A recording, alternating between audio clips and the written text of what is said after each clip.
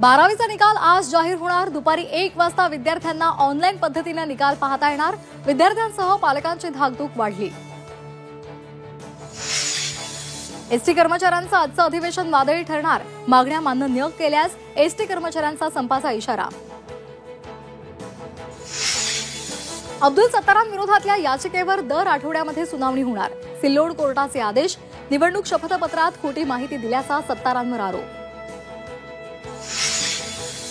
गोकुळ दूध ग्राहकांना दरवाढीचा चटका। गोकुळ दुधाच्या दरात 2 रुपयांची वाढ।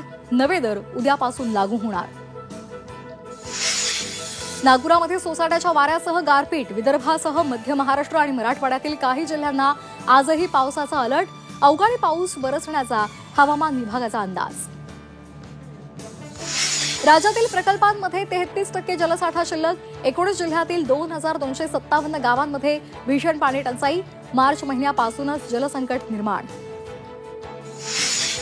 वसईमध्ये आरएमसी प्लांटमध्ये विहिरीमध्ये पडून दोघांचा मृत्यू। 30 फूट खोल विहिरीमध्ये गुदमरून दोघांनी प्राण गमावला। दोन्ही मजूर उत्तर प्रदेशचे बनारसचे रहिवासी। ॲप आधारित वाहतूक सेवेसाठी नवीन धोरण।